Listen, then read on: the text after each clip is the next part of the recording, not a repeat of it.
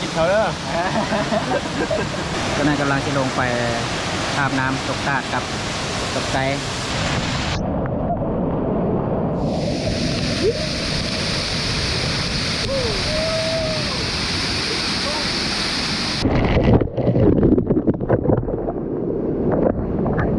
เบิดสภาพ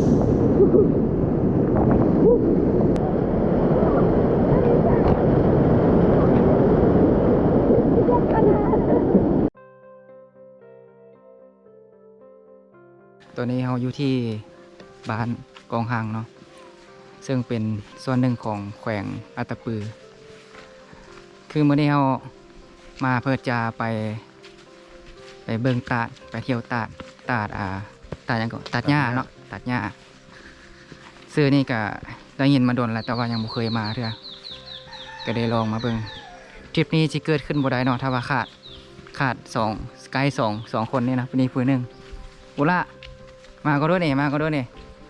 เข้ากองก็ด้วยนี่กับผู้นี้เนาะขาดผู้นี้บ่ได้เสียงว่าเพื่อนเป็นคนแถวนี้แหละเพื่อนจะพาไป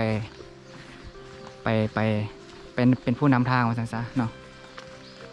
จะได้ไปเบิ่งนำกันว่าเส้นทางจะเป็นอะไรโอ้โหใจเย็นโอ้สิไปจุ่มน้ำไปเศร้าเถอะเด้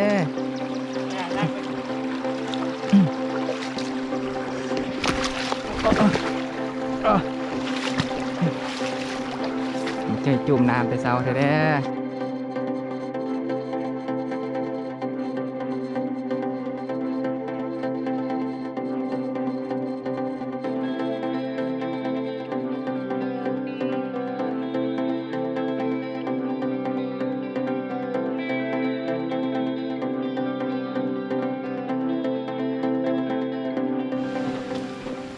เข้าไปในจักกิโลก่อน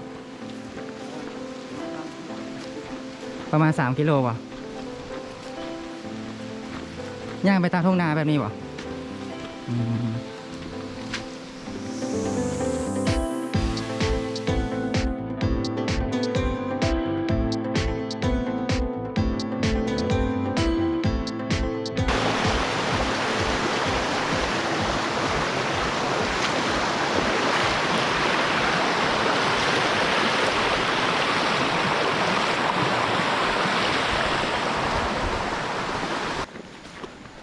แถวนี้นาหลายเนาะประชาชนแถวนี้สลายเขาประกอบอาชีพเพชรนาเนี่ยป่ะสลายประกอบสีเพชรนาเนาะสลายเนาะมันลายกับประกอบสีเพชรนาแต่เพชรนาก็เฮ็ดก่อนเฮ็ดลีหาปลาซะแล้วเนาะปลาตามที่ธรรมชาติเท่าแต่ว่าแถวนี้น้ำบ่ท่วมเนาะเพราะว่าส่วนหลายเห็นแต่นาดำเนี่ยคือสิบ่แม่นนาเสี่ยงนะเพราะว่าบอนอื่นนี่เขาที่เฮ็ดเป็นนาว่านเพราะว่ามันเป็นนาเสี่ยงมักน้ำท่วมตอนนี้กำลังเดินทางขึ้นไปเชิงภูเนาะโอ้ใส่น้ำแห้ง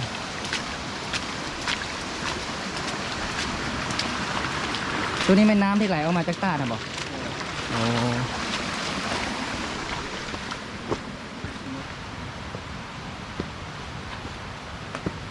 สะ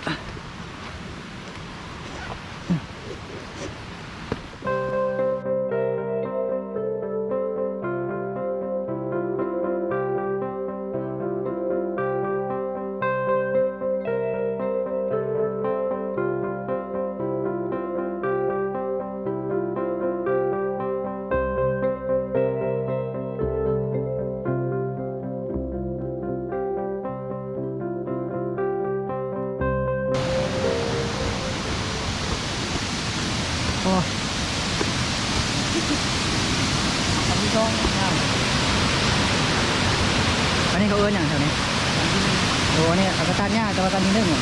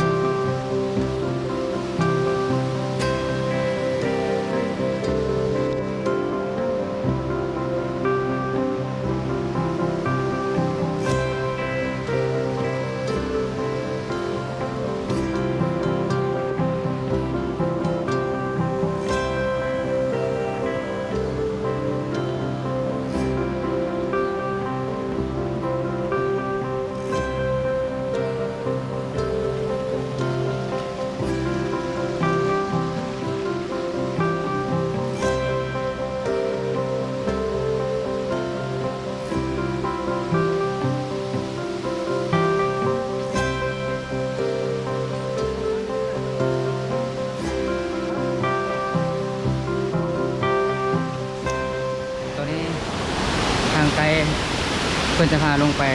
ข้างรุ่มของน้ำตกตาดเนาะแต่ว่าการพอสมควร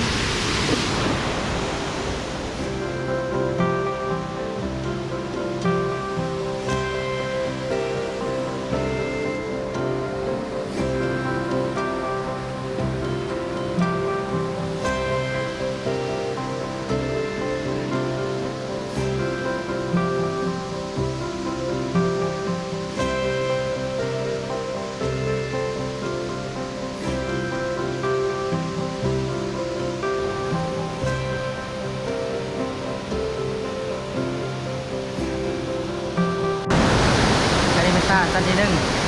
ของตาดหญ้าทั้งเบิดมีจากตัน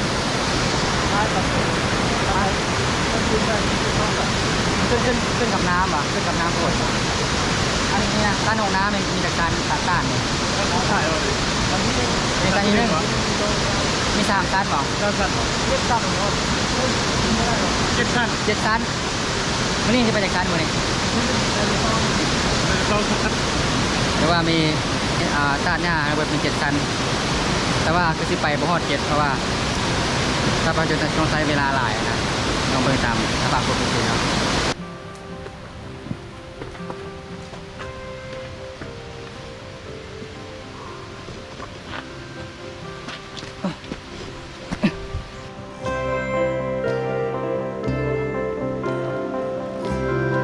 เดินทางมาประมาณ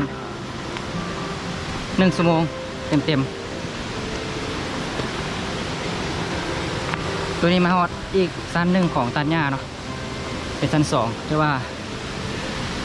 ไปเบิ่งเอา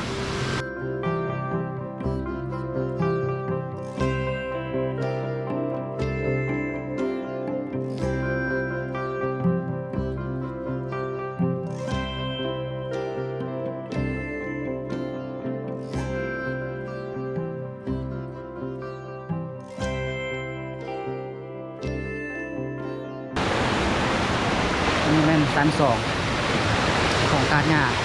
โอ้น้ำไหลแห้งงามวิวงามมุมงาม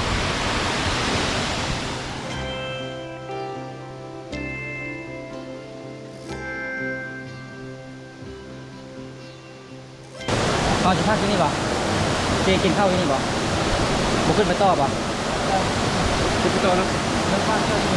เดี๋ยวแต่ละพักที่นี่ก่อนก็ได้พักหน่อยนึงเดี๋ยวจะพักอยู่ชั้น2ก่อนเพราะว่าย่างมาชั่วโมงนึงแล้วมันกับสภาพโอเค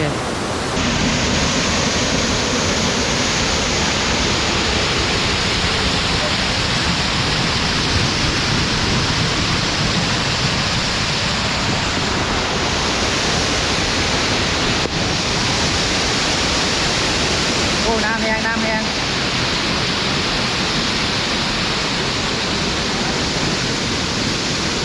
มีแห้งกันมาทันทีนี่แหละความสดชื่นที่ธรรมชาติมอบให้เนาะตอนนี้กำลังย่างไปต่อไปชั้น3เพราะว่าเวลาตอนนี้ยัง10 โมงย่างอยู่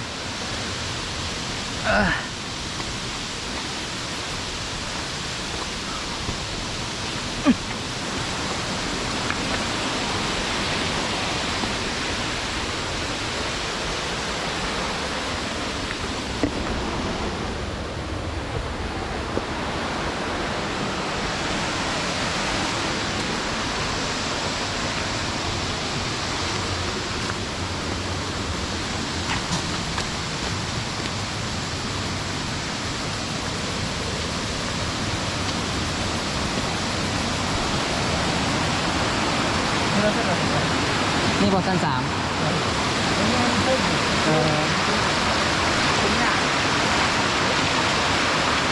ชั้น3จะเป็นชั้นที่ว่าบุสูงเนาะ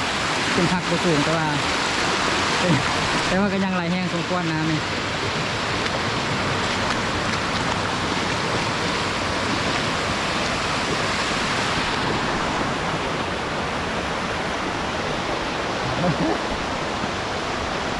มันนี่เป็นทางไกลเป็นทางมือกองจำเป็นนะโอ้โหใจเย็น โ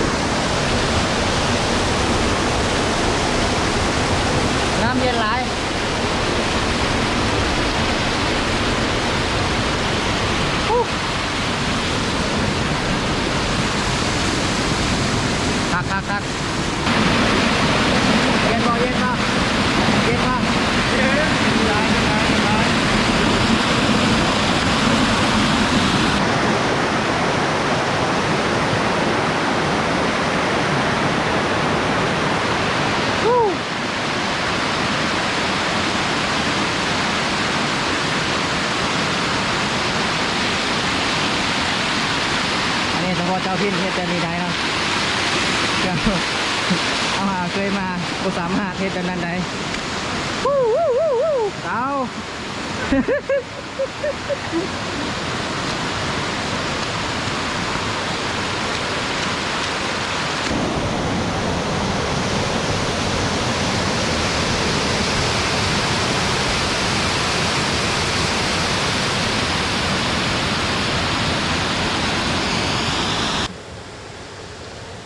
ปกตินี่คนมาหลายประการ อย่างน้ำบุญบ้านมาลาย ใช่เพราะว่าข้างล่างมีทักปกตินี่ไม่ค่อยมานะ คนมาปันไหน มันไกลนี่แหละอันนั้นเนาะแต่ว่ามันจะบุมีฮะแต่เชือกอย่างนี้จะเป็นธรรมชาติเลย เป็นธรรมชาติเลย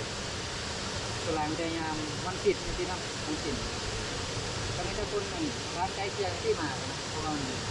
คนตั้งใจที่ต้องการคนไหนกูถ้ามาแค่เพื่อนนี่จะมาให้กินดีกว่าแล้วก็ซื้อน้ำกินมา ก็คือให้ที่มา ถ้าใครถ้าฝนมาตกเข้ามาเนี่ยนะเพราะว่ากระจายแล้วได้เนี่ยมันจะติดมาเพิ่ม มวนอยู่เราก็ไปครั้งแรกเด้อ ไปมาครั้งแรกว่ะ เนี่ย เราจะเชื่อแหละ แล้วเจอตัว แต่ว่ามันจะมีเฉพาะยามฝนมันหมด ยำเนี่ยพวกมีหนักหรอ กูมีเลยนี่วะ ขาดงานเรื่องหรอเกี่ยวกับยักษ์พ่นหรอ แต่ก็มาได้ช่วงนี้เดือน8นะเดือน8ประมาณเดือนพ่อภาษาบนามบทเปิดมา เอาใช่เนี่ย มันมีอยู่เนาะเข้าดาวฮอดเนาะคือน่าจะฮอดแล้วนะประมาณเดือน10แต่แล้วนะ เป็นเทปยุ้งขาเลยเนาะหน้ามันเลยมันลงมาแต่ผู้ลวงเอาหรือเปล่า กูหลวงคือเริ่มเนี้ยกูหลวง ใช่ผู้ลวง แม่นเบิดมากูหลวงฮอดเลย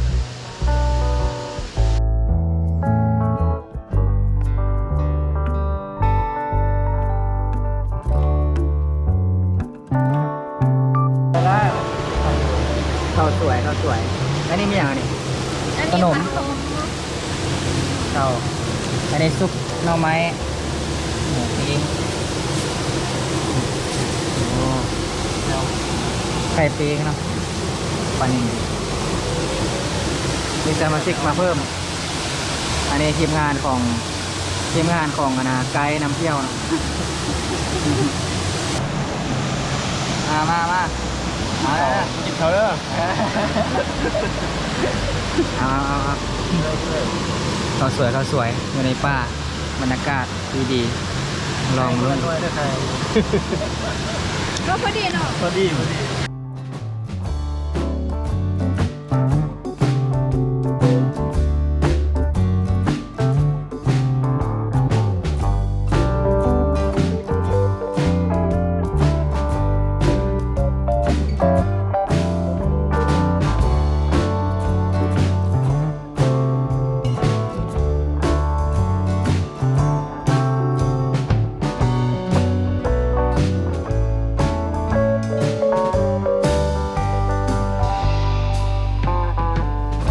พระเจ้าก็มาตลอดบ่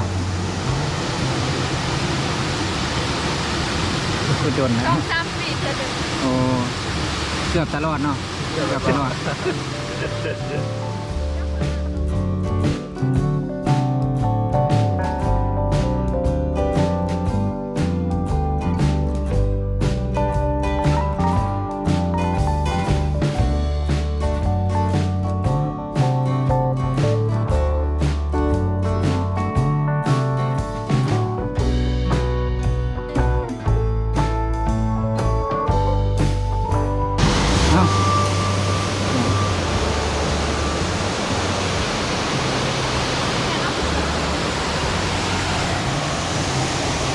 เอ้า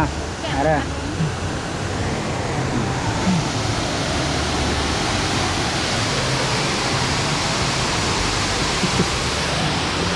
ใส่แข้งนะใส่แข้ง เจอสายแข่งแล้วมื้อนี้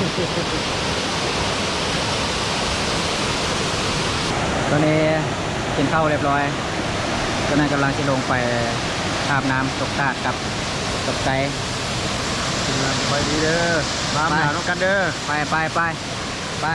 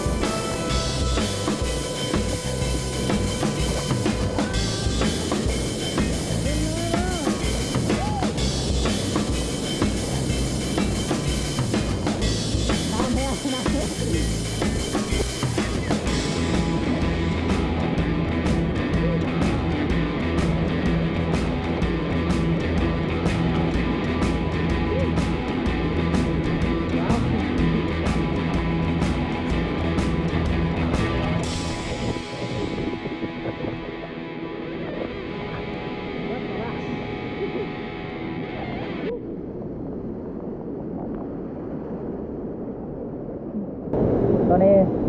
รู้สึกว่ามีก็อย่างมีสายแบบคือหมอกเลยนะคือหมอกมาคนคือสายฝนแหละแต่ว่ามันมาจากน้ำตกตาตัวนี้เบิ่งดิเห็นบอกหลังจากที่อาบน้ำมาบ้านหนึ่งความเย็นจนเกิดเป็นความหนาวเพิ่งแค่อาการสั้นหนาวอะไรเย็นไร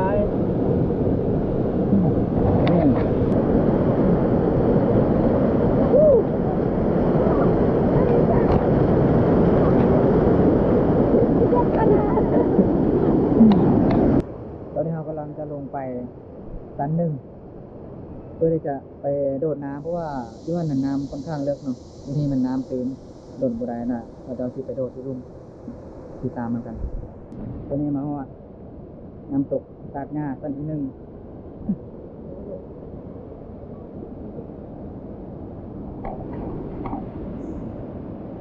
แบบคนสูงแล้วก็หอด10 เมตรได้นี่หอดเลย10 เมตร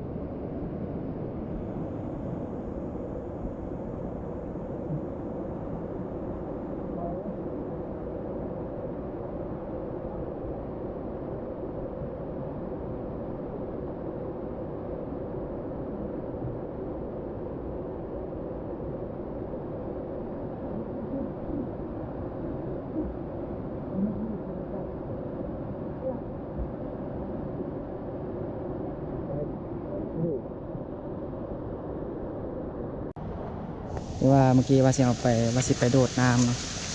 ว่าสิไปโดดน้ำตัวชั้นหนึ่งแต่ว่าพอดีทางบ้านเพื่อนมีเหตุนะปีหนึ่งพอจะเฮ็ดเท่านึงจะเฮ็ดนำสายน้ำนั่นสิแหละ